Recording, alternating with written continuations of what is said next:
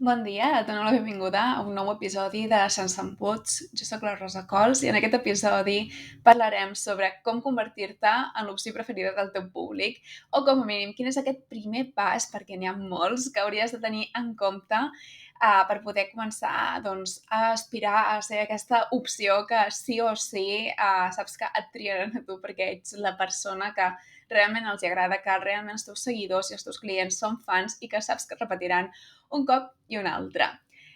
Moltes persones volen aspirar a això, però hi ha un pas previ que moltes altres persones doncs, no s'atreveixen a fer, a prendre decisions. Que si tens un negoci saps que és un punt clau i que és una de les millors maneres de ser productiu, perquè al final quan prens una decisió és quan pots deixar enrere certes coses que no t'aporten i obrir les portes a altres coses que sí que t'aportaran. El que passa és que, clar, aquest impàs de dic que no, però espero miraculosament que sí que funcioni, doncs pot ser complicat perquè hi ha moltes coses en joc, com són les emocions, les pors, i què passa si no va bé, i què passa si sí va bé però no m'agrada. Però bé, al final estem aquí per experimentar, emprendre és un joc, tenir un negoci és un joc i hem de començar a prendre decisions per poder tancar una mica el focus i poder aconseguir el nostre objectiu. Perquè bàsicament en aquest episodi et parlaré sobre com convertir-te en el preferit del teu públic, però primer de tot hem de saber quin és aquest públic al qual ens dirigim, perquè moltes vegades tenim aquesta aspiració, però encara no sabem quin és aquest públic exacte en el qual ens volem enfocar. És a dir, és probable que ara mateix tu tinguis algun públic tipus, doncs és per a persones d'entre 30 i 40 anys que volen passar un cap de setmana fora, per exemple, si ets una casa rural.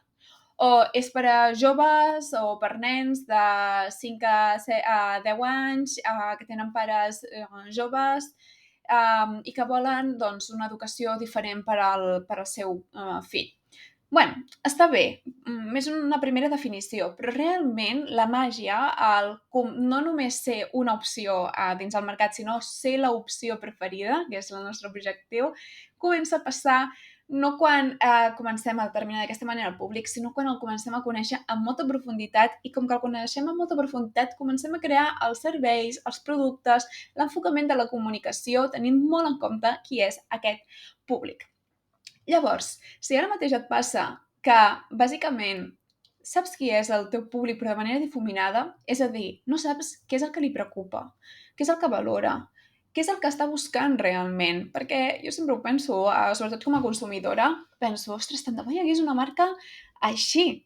I potser hi ha moltes marques que podrien com ser aptes per lo que busco, però no hi connecto. Llavors, si realment encara tens com un missatge generalista, no t'has enfocat, doncs comença a pensar que hi ha persones allà fora que estan buscant una marca com la teva, com la que t'estàs imaginant, però com la que no t'atreveixes potser a aplicar. Llavors, en concret, necessitem determinar molt bé quin és el nostre públic, però a un nivell molt profund. És a dir, jo, per exemple, podria dir no, és que em dirigeixo a emprenedors. Però què vol dir emprenedors? Gent que té startups i que té una mentalitat com molt de creixement, molt diferent. Gent que tot just està començant. Gent que potser ja és més experimentada, però encara hi ha moltes coses a solucionar a nivell de comunicació. Com és exactament aquest públic? Què és el que li preocupa i quin és el seu objectiu principal? I vull que et quedis amb aquesta frase perquè per mi és la més important. Quina és la transformació principal que estan buscant per al seu negoci? Per exemple, en el meu cas, doncs pot ser que vulguin ser referents dins el seu sector. És a dir, no només que tinguin clients, sinó que acabin sent referents dins del seu sector, de que realment siguin com la pedra angular de tots els professionals que hi ha, que la gent quan pensi en un sector en concret, ells siguin la primera persona en la que pensin. O potser la transformació que poden tenir és doncs, aconseguir com més vendes millor, perquè potser el seu objectiu final és internacionalitzar-se. Al final, acaben sent el mateix, emprenedors amb un negoci que necessiten clients. però l'objectiu final canvia. I segons aquest objectiu final, doncs jo crearé un servei o un altre i enfocaré la comunicació d'una manera o una altra. O sigui, que el primer que hauries de fer, si encara no ho has fet, és determinar molt de detall qui és aquest públic i quina és aquesta transformació principal, aquest objectiu principal que volen aconseguir i que tu amb els teus serveis, si els acabes d'enfocar i els acabes de dirigir cap a posar-hi direcció cap a un lloc en concret, doncs podrien aconseguir-ho. Tu ets la persona que necessites o el teu producte és el que necessita per poder doncs, complir aquest objectiu.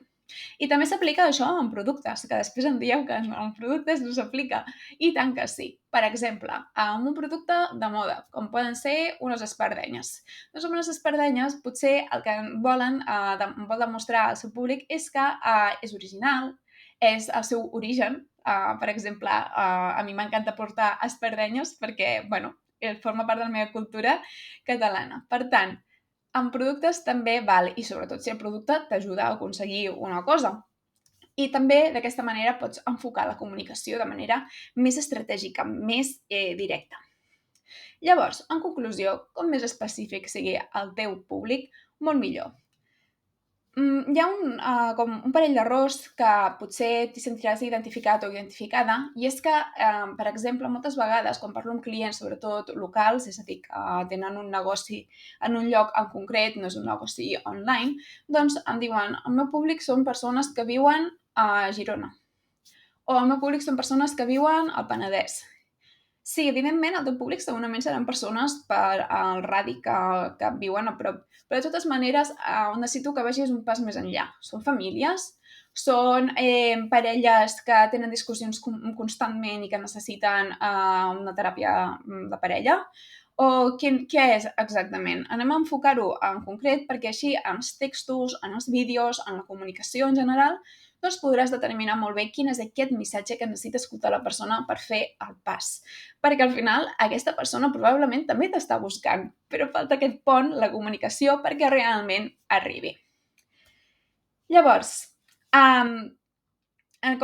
com comentava, el més important és centrar-nos en la psicologia. Jo, per exemple, tinc un buyer persona, se'n diu, un client ideal, molt definit, però que a més té noms, cognoms, edat, aficions, estudis, i és una persona totalment fictícia. És a dir, no existeix, però com que he parlat amb tantes persones, he tingut tants clients similars a aquesta persona fictícia, doncs cada cop, cada mes, doncs me la miro i dic, què hi puc afegir? Quines altres preocupacions té? I mica en mica vaig creant una persona en profunditat.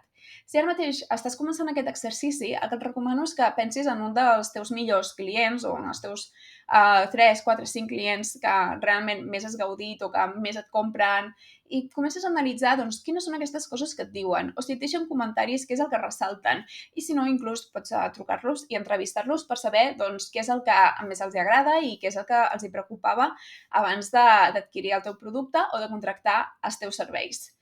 I pensa cada cop que hagis de comunicar en aquesta persona. Jo, per exemple, tinc a la meva clienta ideal, que es diu Laura Espinavell, no existeix, o sigui, si existeix algú que es diu així, no m'he basat en aquesta persona, té 41 anys, té estudis superiors i es dedica a empreses en la seva especialitat. I jo sempre que escric, ara mateix que estic fent aquest vídeo, estic pensant en aquesta persona que sé que a l'altre costat hi haurà moltíssima gent que segurament s'identificarà amb un perfil bastant similar i d'aquesta manera el meu missatge té més claredat, més direcció i com moltes vegades em comenteu, doncs s'entén perfectament perquè no vaig divagant d'un costat a un altre o com a mínim intento no fer-ho gaire. Per altre costat, també volia posar com l'exemple d'un negoci real que no sigui com és el meu en comunicació, perquè molts cops amb un exemple real s'entén molt millor. I a mi, per exemple, m'agrada posar un exemple que consisteix en una escola d'idiomes. Una escola d'idiomes pot tenir molts públics. Pot tenir el públic de nens de batxillerat, per exemple, o adolescents de batxillerat que s'estan preparant per les proves de selectivitat i volen treure millor nota per poder accedir a una bona universitat. Per altre costat, també pot ser que el seu públic siguin persones qualificades que estan buscant una millor oportunitat de feina, però que els hi falta un idioma en concret. Jo, per exemple, poso l'alemany. I per altre costat, també hi ha altres persones que tenen un perfil que bàsicament els agrada aprendre idiomes, els agrada explorar noves cultures i no els importa tardar 1, 2, 3 anys perquè realment gaudeixen del fet d'aprendre. Que jo en aquest perfil m'incloc, però sé que són que tenen objectius molt diferents. Uns volen aprovar la selectivitat amb bona nota, els altres volen trobar una millor oportunitat de feina i els altres simplement volen gaudir del camí.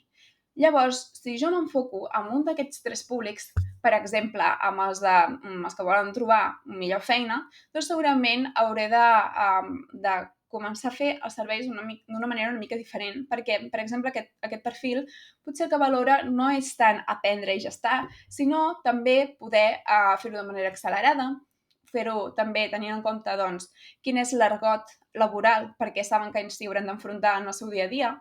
Potser inclús podria incloure un extra o algun regal que fos com preparar-te una entrevista de feina per a Alemanya, que segurament serà molt diferent d'aquí.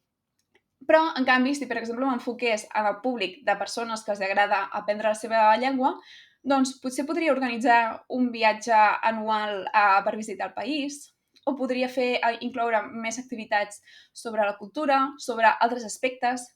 És a dir, que realment determinar quin és el nostre públic pot influir moltíssim en la manera en la que estem creant els serveis i sobretot comunicant els serveis, perquè evidentment el text que escriguis per una persona que vol millorar l'alemany per trobar una millor feina, vol millorar l'alemany perquè simplement li agrada aprendre idiomes, serà totalment diferent. Llavors, una de les preguntes més freqüents que em fan és: Rosa, està molt bé, però jo tinc més d'un públic. És a dir, o quants públics necessito tenir, no? Jo normalment recomano que comencis per un, perquè realment quan més públics tens, més difuminat queda el missatge. I sobretot si estàs començant o si encara no tens una empresa gran establerta amb diferents equips per poder crear contingut per a cada un dels públics, és molt complicat gestionar-ho. Per tant, si tens més d'un públic, primer planteja't si realment de manera estratègica pel teu negoci té sentit i si els vols mantenir hauràs de tenir molt en compte que hauràs de crear un servei i hauràs de crear una comunicació i inclús potser t'hauràs de plantejar si tenir 2 perfils diferents per a cada un d'aquest públic. Per tant, per altre costat també hi ha una altra pregunta que em fan sovint, que és: ja, però si tinc el públic tan definit, això vol dir que estic deixant de costat altres projectes. I aquí volia compartir una reflexió que vam fer amb unes companyes d'una formació fa una setmana, que és que jo, per exemple, molts cops em venen persones que potser no són 100% el meu públic, però els ha agradat la meva energia. I és que la manera en com comuniques, en la manera en com t'expresses, doncs també és un gran al·licient perquè la persona confiï en tu i encara que potser no sigui exactament aquella persona, té unes necessitats bastant similars i de totes maneres et contactarà. És a dir, ens ajudarà la comunicació a poder arribar a aquest perfil que sí o sí hem determinat, però si ens venen altres oportunitats, d'altres sectors o d'altres perfils, doncs llavors nosaltres podem valorar si realment els hi volem vendre o si els volem enfocar 100% a un sector. Però vull dir que això no et faci por perquè molts cops és l'energia, les vibracions, les que ens apropen a una persona o a una altra. Així que no et preocupis, que no deixaràs de costat possibles clients i si els deixes de costat no passa res, perquè tu tindràs el focus posat en aquell públic que realment vols per al teu negoci. En fi, en conclusió, jo el que et recomano és que pensis molt bé quina és aquesta persona a la qual vols servir.